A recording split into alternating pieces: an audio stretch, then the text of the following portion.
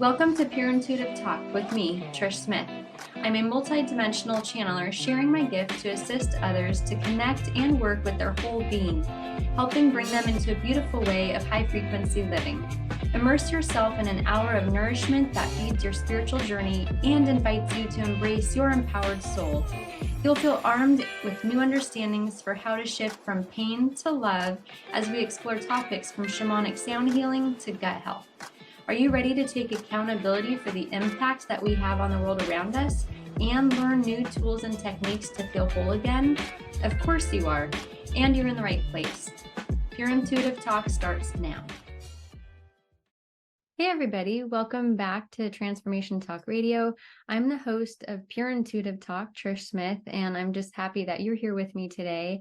I have some really big things to talk about today, but they're also things that we all really know deep inside of ourselves. So I'm just serving as the messenger, as the reminder to remind ourselves, myself included, that when it comes to love, sometimes we have to dig deep and we have to find the courage within to practice radical universal love.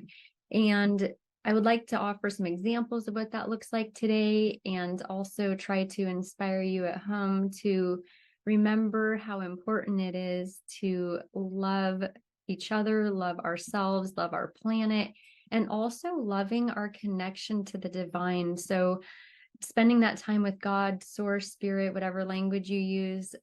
So for this first segment, I wanted to go over just that, going over clinging to the divine through our hardships and celebrating with the divine through life's spaces where it's easier and we're in the flow, but also reminding us the importance of when it's tough, right? If we can cling to our connection to the divine, then we'll be able to get through those hardships, come out the other side with much less damage to ourselves and those around us than if we're not spending our time clinging to the divine, clinging to that relationship with spirit, connecting and communing with our unseen loved ones, our unseen help.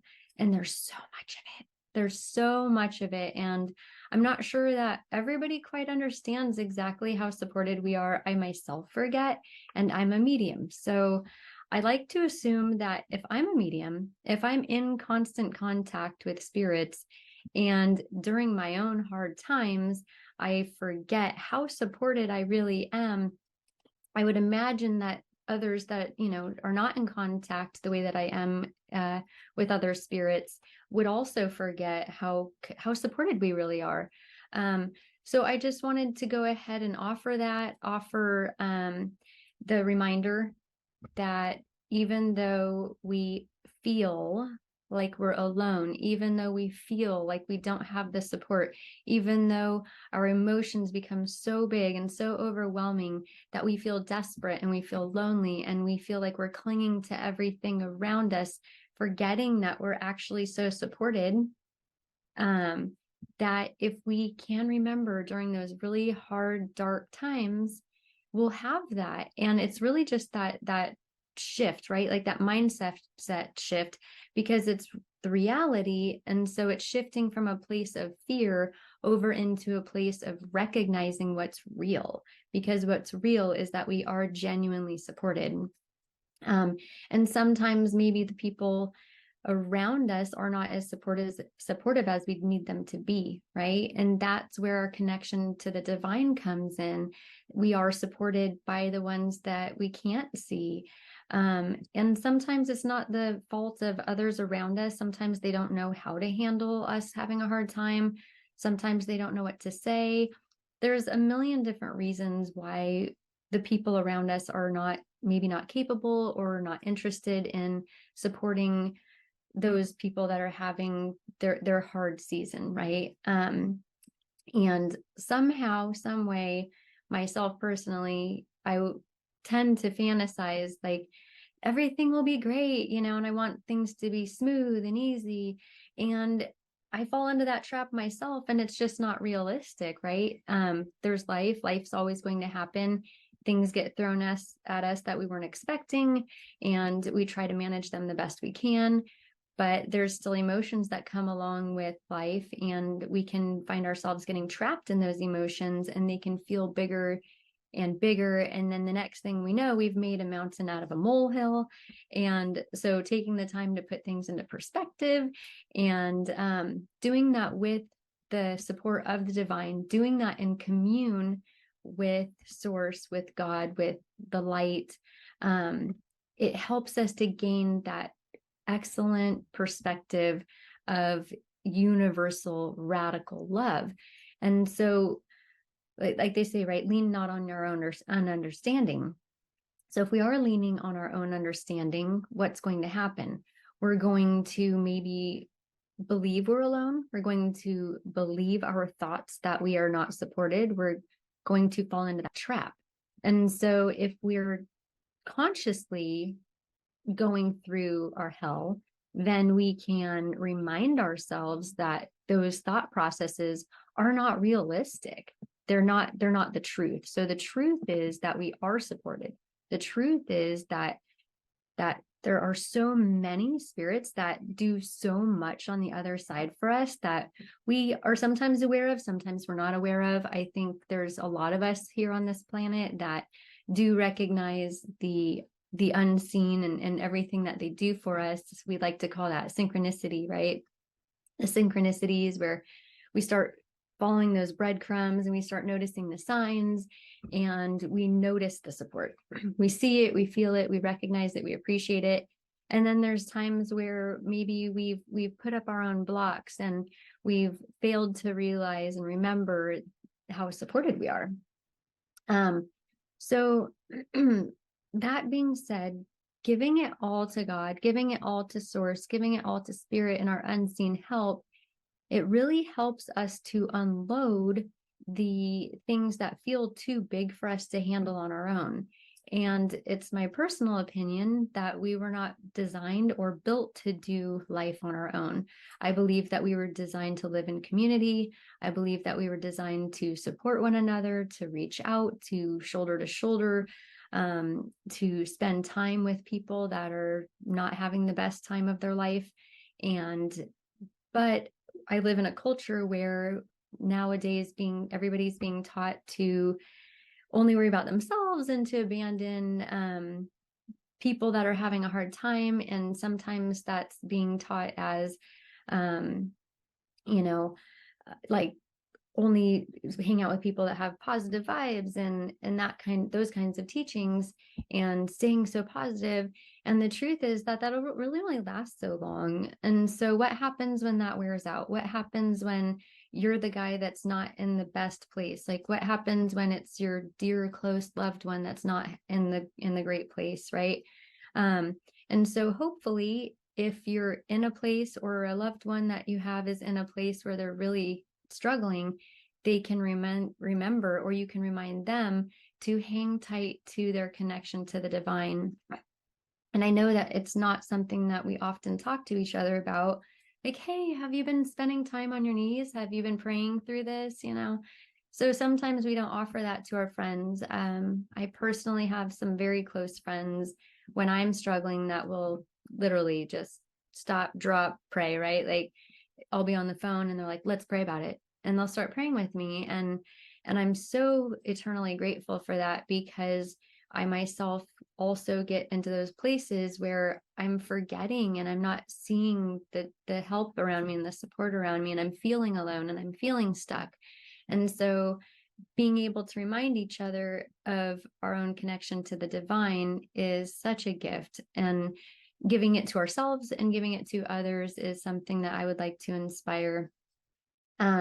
Because sometimes when we're grieving, especially, and we're just gripping to everything around us, we have to go, wait a minute, while I'm gripping, right? Because it is a time of shedding. It's a time of burning. It's a time of, like, everything that you never thought you could feel in your life coming up, and you're sorting through it and you're processing it.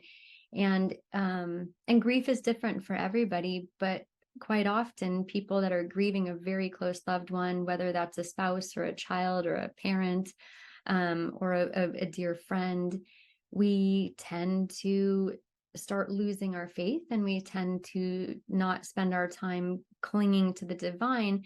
And then next thing you know, we're falling through that rabbit hole, just trying to cling on to the sidewalls to help ourselves from falling any deeper into it. And so while we're gripping, while we're trying to hang on to what we still have, can we make sure we hang on to the divine? If we hang on to the divine, it'll be much easier to let go of the gripping that's happening around us in other ways, right? So for myself personally, I've learned to hold on to my connection to the divine through my hardships. And what I can tell you, the results are, fortunately, right? So the proof in the pudding is that each time I've gone through a really challenging season in my life, I've held tighter and tighter to the divine. And I can tell you the results are just this: there is less damage to myself and others, right? So I am not in a place where I'm lashing out. I'm not in a place where I start consuming more alcohol, or, trying to numb the pain. And so therefore the results are that, yes, I'm struggling. Yes, I'm sad. Yes, I can have some depressive episodes, but my behavior is not changing because I'm able to cling tight to my relationship to the divine. I'm able to keep the perspective most of the time. Sometimes, of course, I myself included, find myself not seeing the picture as clear as it is, and letting my fear distort the reality, right?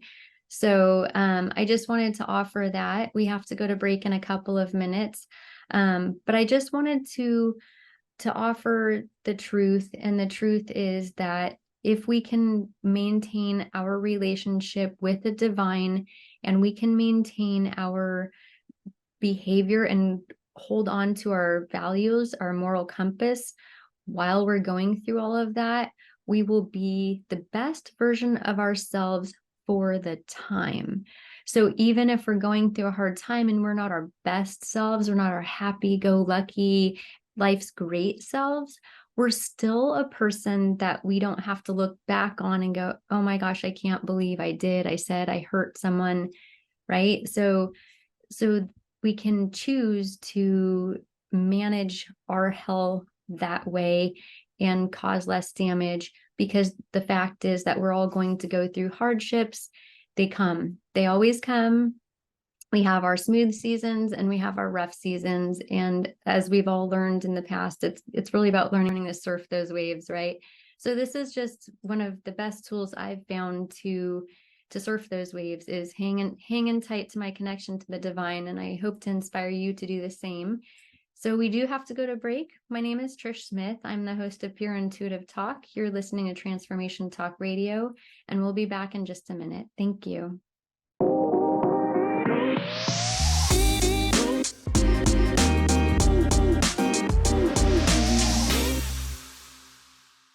Welcome back, everybody. My name is Trish Smith. I'm the host of the show Pure Intuitive Talk. Right now, you're tuned into Transformation Talk Radio.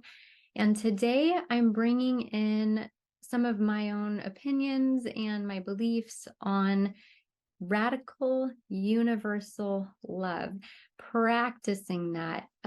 For myself, I personally don't know that I'm wired to practice anything, but so for me, these things come very naturally. In fact, there's times where I have to tone myself down, back it up a little bit, because I can be a lot. And I have been considered a rescuer. And so my instincts are to jump in and to save the day. And so for myself, I have to remind myself to sometimes back it up, right? Let people go through the experiences that are on their timeline without me intervening. And that's actually a conversation that Spirit God has had with me. Because I do tend to take people's lessons from them if I'm jumping in, intervening in their lessons and fixing things for them. So that is a place I have to work with on myself. But if I can maintain it, I can also provide an example and set that for the people around me on how to love radically, right? That universal love. So my brain thinks globally. I know we're all different, we're all wired differently. Some people tend to focus inward, some people tend to focus outward. I tend to focus on the world. I tend to think globally. So for myself, my mind considers people on the other side of the world that don't have clean drinking water, people on the other side of the world that are hiding in bomb shelters, right? So that's how my mind works. I know that's not true for everybody, but I've learned a lot about myself through my self-development practices. And so that's what this next segment is really about, is radical love toward ourselves, right? And so for myself personally, accepting things about myself that other people maybe look at and don't understand. And I believe that's true for everybody. We tend to get to know one another in a certain way that we see each other. And so if that's with a person in the workplace, we're seeing the side of them that's showing up to work. And if it's a friend, we're seeing them show up as a friend. So if it's our parent, we're seeing them show up as a mother or a father. And so we're all super dynamical, right? Like every single one of us as a unique human being is very dynamical. And we show up in different ways in different situations, right? And there's often times like when we see one of those huge natural disasters or something like that on the news, and you watch everybody step up, right? So there's that place inside each one of us that manages to step up in the hardest of times for ourselves and for others. And then we often have this like more smooth sailing where we're on the autopilot, like going through our day to day, and we forget that that's in there. So when we're considering radical love, unconditional love, and considering how important it is for us to offer that to ourselves and honor who we are and what makes us tick, whether or not anybody on the planet understands it, right? Because they are also limited by their flesh suit. They're also limited by their own sight and their own projections, right? So offering ourselves the fact that not everybody is going to understand us completely, and sometimes not anybody is going to understand us completely. And that's the beauty of having a relationship with ourselves. That's the beauty of self-development. That's the beauty of knowing thyself, right? And so if we know ourselves intimately enough, I believe that we can then start offering ourselves the love and the grace that we deserve to have. We can get to know ourselves on the deepest levels, and we can radically love ourselves. So I know for a lot of people, self-love is something that may feel like unobtainable just because maybe your early childhood programming suggests otherwise, right? Maybe you don't believe in yourself. And I'm hoping maybe today to inspire you to dig into that, right?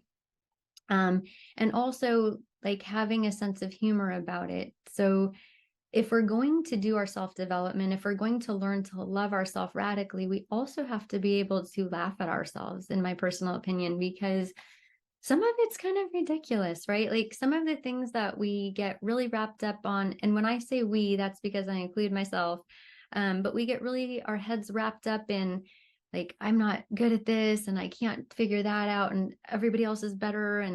And so we can get stuck in those places, maybe from our early childhood programming, maybe just in our insecurities and whatever those might be.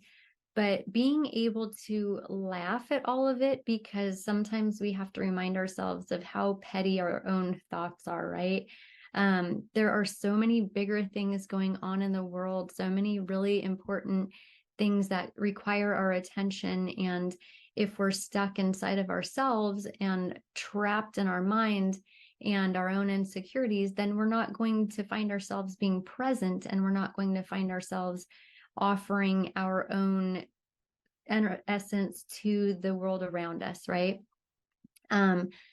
So loving ourselves radically, what does that look like? Some people might think it is taking the time to rest and making sure that we feel great all the time. Personally, I don't believe that's realistic. So for myself, what radical love looks like is me being willing to honor who I am. And that is regardless of what anybody else thinks about me or anybody else believes about me. And knowing that at the end of the day, if I've put in my effort, that I can rest easy knowing that I did that I was able to put out what I have to put out. If I have to reserve my energy, I will take time out to rest and do that. But for myself, I was raised to push through. And so it's actually a place where I struggle with, is giving myself the grace to take the rest. And there's also times where we have to push through. And I also am very aware that the last few years have been very difficult and challenging worldwide, right? So even here in our American culture, where it's pretty cushy most of the time, we did suffer great losses, and a lot of people have been going through grief, and there's been a lot of personal development things that have come from that, which is good. And a lot of different transformations that I've seen happening collectively. And from my personal point of view, it appears to me that collectively we have become more and more divided. And so I believe that looking into ourselves is important. However, taking the time to make sure that we recognize that in ourselves, our nature desires connection. And so if we can make sure that we're offering ourselves the connection to the divine, the connection to others, it'll be much easier, a much smoother road when we're going through our hardships if we have created those communities for ourselves, right? Like they say, find your tribe, build your tribe, right? Reach out to the people that feel empowering to you, that feel inspiring to you, that feel encouraging to you, and create that for yourself, right? I used to tell my kids, be the friend you want to have. And so even if you're going through a hard time and people aren't necessarily capable of showing up the way that you would wish them to show up, you still have that for yourself. You can still show up for yourself the way that you need to show up for yourself, and possibly need to show up for others. And then if you can do that, you can model to them what that looks like, and hopefully kind of spread where people are getting to witness each other, taking care of each other again. It's important. I know that in our culture here in the United States, it's more of an individual lifestyle that we're living. And I would just like to encourage people to get back into community, back into relationship, making the phone calls, leaning on each other. I think it's unfortunate that there's so many people that have learned that they can't trust others. And I have to say that I can promise you that there's so many good people out there, and I'm fortunate to know many of them myself, and I have people that I can lean on and that I do trust. But trusting myself to know who I can lean on in my own times of hardship is really important. And I think when it comes to radical love, there's trust is kind of at the center of that, trusting ourselves. So also to we have to go to break in a couple of minutes, but also honoring our own journey, right? So the language that I use for it, which sounds a little silly sometimes, is like if I'm having a challenge in my life, I like to say I'm letting it have its way with me. So you can take that how you want it. I'll try to explain it, see if that helps. But when I say that I'm letting grief have its way with me, I'm honoring it. I'm allowing it to happen. I'm recognizing I suffered a great loss, right? Also recognizing that when I lose a family member, that I haven't lost them. I know that they've just ditched the flesh suit. I know that they're still in my life and they're still supporting me and the love is still very much alive, right? It's simply the flesh suit that has gone to waste. But honoring that, letting it have its way with me, means that I am surrendering to the process. I'm surrendering to the pain. I'm surrendering to the flesh, longing for the flesh, and crying, right? Crying, going through whatever physical things I need to go through, going through whatever emotions I have to go through, because we do have to feel it to heal it. And then choosing to walk forward after allowing the process to have its way with me. That's kind of how I do it.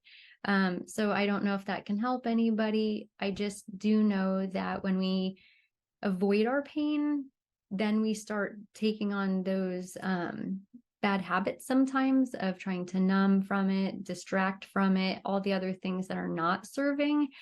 And then we don't get to take home the value and the lesson that was there for us, right? And so preparing ourselves is very important for those times. And by preparing ourselves for those times, that's going to look like radical self-love. That's going to look like honoring and accepting who we are and what we're here for at the very depths of our own soul, so that when those times of challenges arise, we're prepared to hang on to the divine. We're prepared to hang on to the relationship that we've developed within our own self. And then we can get through anything. We can have that resiliency. So we can come out the other end smiling. So we do have to go to a break. You're listening to Pure Intuitive Talk. I'm your host, Trish Smith. You're tuned into Transformation Talk Radio, and I'll catch you in a minute.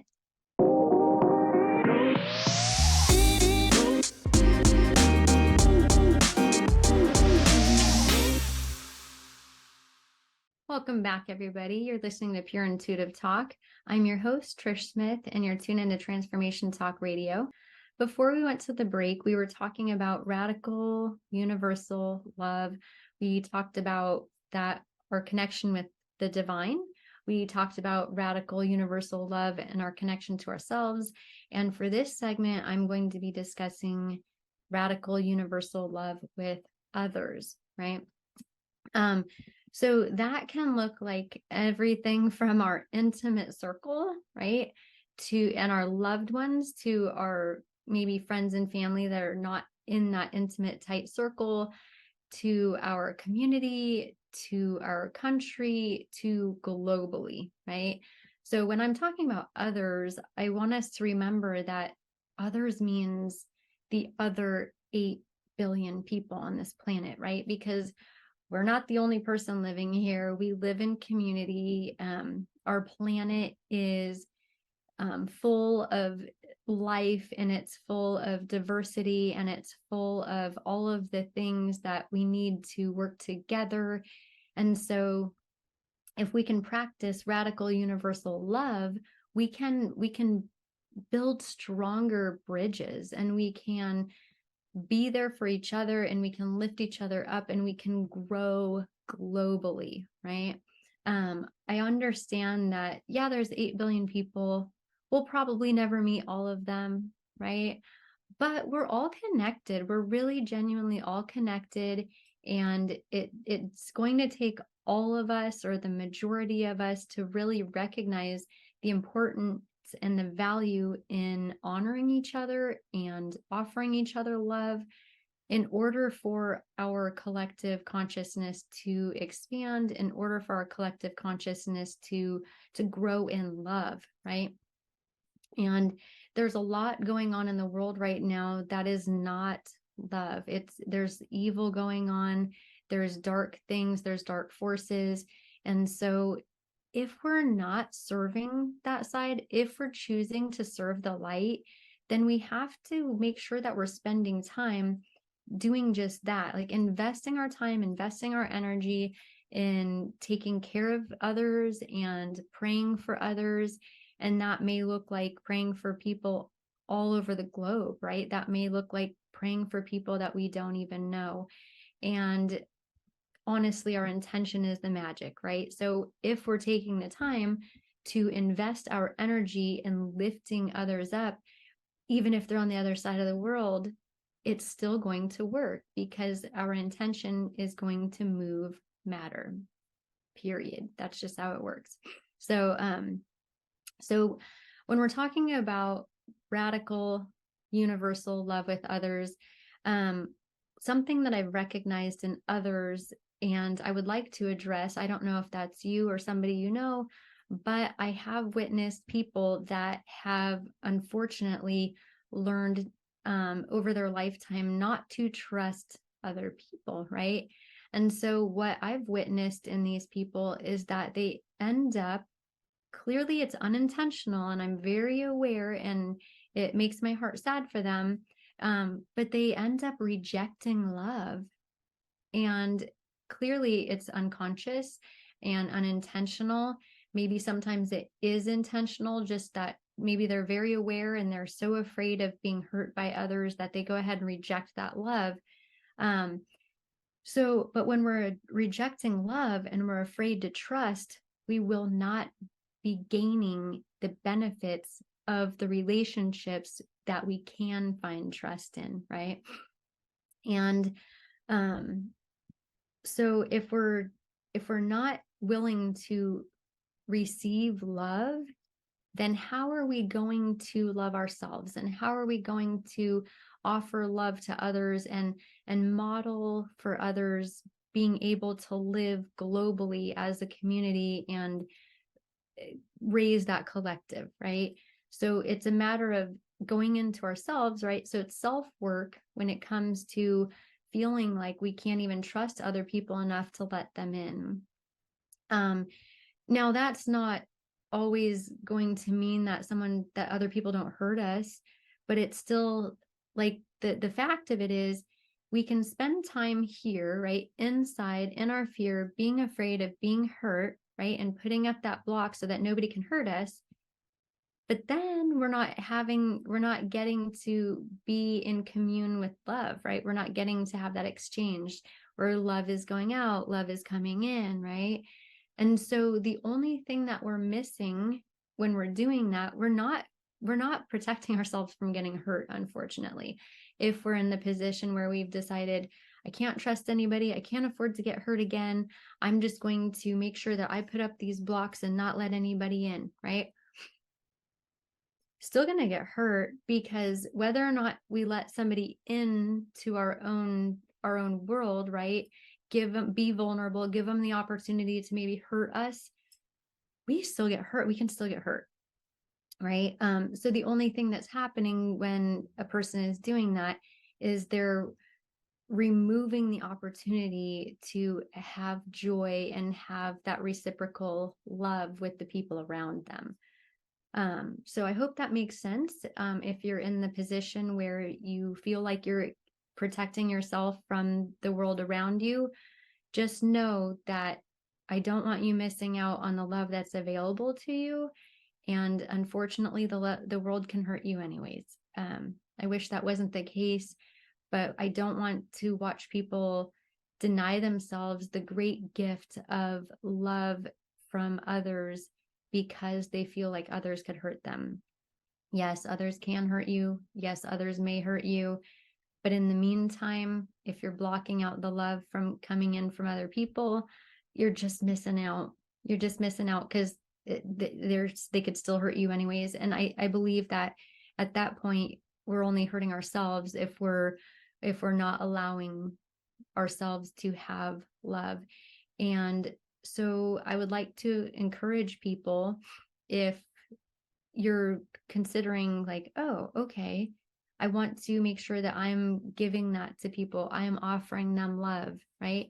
If you come into contact with a person that's rejecting that love, have patience for them. If you're the person that feels like you are rejecting love because you've been hurt so many times, you don't feel like you can trust somebody, have patience with yourself. Offer yourself the grace that you would give others. It's really important that we take the time to recognize how the world really works, right? And so if you know people that are willing to offer you love, I think we have to honor that. I think you have to be able to give that to them and just know that maybe one day they'll make a mistake, right? Because sometimes people hurt others unintentionally. And there's a huge difference between people that are going to hurt you intentionally and people that may hurt you unintentionally. So myself in my lifetime, I have hurt people. I have accidentally, unintentionally hurt people's feelings. I did not intend to, but I did. And I think most of us at some point in our lives are going to unintentionally hurt someone, even when we're doing the best we can to try to be the best person we can be. We're still human. We're still going to make mistakes. And so offering that to the people in your life that you love and care about. Now, I personally believe that there are things that are unforgivable, and I do know that people have suffered extraordinary abuse. And so I am not talking about that. I'm not talking about when someone has damaged you to the core, that it's, give them patience and give them grace. And no, save yourself and do not stay in a toxic relationship. Do not stay in an abusive relationship. But when it comes to like our everyday matters, when it comes to somebody maybe saying the wrong thing or hurting your feelings, let's offer some grace and offer the conversation. Hey, you hurt my feelings. Sometimes that can easily be cleared up by just asking, if they meant something they said, or just looking at it. And maybe sometimes, like for myself, I've had friends that are going through a really hard time. They're not their best selves, right? And so I make sure that I recognize that. Oh, okay, here's a friend that I care about so deeply. They're saying things that are rubbing me the wrong way, but I'm well aware they're going through a hard time. I'm not going to take it personally. And then when they're done with that season that they're going through, our friendship will still be intact because I didn't choose to walk away simply because they were, rough around the edges, right? So for me, growing up, my grandma was somebody who just loved unconditionally. And so I believe that I learned that from her. I believe she modeled that for me. My grandma was someone that was selfless and was always taking care of everybody around her all the time. She was pretty funny.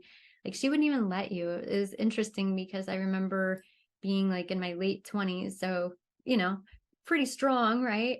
And she would be lifting something heavy, and I'm like, oh, grandma, give me that. And she's like, no, it's too heavy, for you can't. And I'm like, what the? And here she was in her 70s, right? So she just had this super strong willpower, and she took care of people all the time. I mean, honestly, like, when I consider like Jesus and Jesus's teachings and that unconditional, radical, universal love that Christ taught us, she was definitely somebody that modeled that in my life. And there were people that most people would turn their back on, and my grandma would help, and she'd take care of them, and she'd go above and beyond, go the extra mile. And so she never looked at anybody like they were undeserving of her attention or they were undeserving of her care. And that was something that just spoke so deeply to me as a person. And I always admired her growing up. I just thought she was the most beautiful being I'd ever been able to be around. And so for me, I got to have that model in my life, and I appreciate it. And I'm hoping that maybe offering some of these insights to you or these examples to you might help you kind of remember the big picture. Because if we're too close to the forest to see the trees, and we're forgetting that we are a global community, then we're going to get lost in our own thoughts and lost and trapped in our own mind, and we won't be out there acting on what we were designed to do, and that is to be of service to the world around us, right? So I would just like to offer that, I have to go to break in a minute, but I would just like to offer that if you know somebody going through their hard season and they're struggling, to not abandon them during that season. to check in on them and to cling tight to the person that is there underneath what's going on in their day-to-day surface life. Okay. So my name is Trish Smith. You're listening to Pure Intuitive Talk. This is Transformation Talk Radio, and we're going to a break. But when we get back, we'll be talking about radical universal love for our planet. Thank you for tuning in.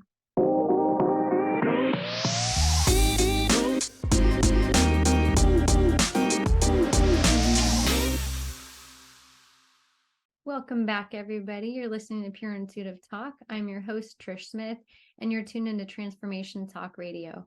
Before we went to the break, we were talking about universal radical love with our connection to the divine, with ourselves, with others. And before I go into talking about radical universal love for Mother Earth, I wanted to share this story with you. I would imagine most of you have already heard it, but I would like to share it anyways. So it's about the Babemba tribe. I don't want to say that wrong, so hopefully I'm pronouncing that correctly. In The Art of Forgiveness, Loving Kindness, and Peace, a book by Jack Kornfield, he describes an African forgiveness ritual. In the Babemba tribe of South Africa, when a person acts irresponsibly or unjustly, he is placed in the center of the village, alone and unfettered. All work ceases, and every man, woman, and child in the village gathers in a large circle around the accused individual.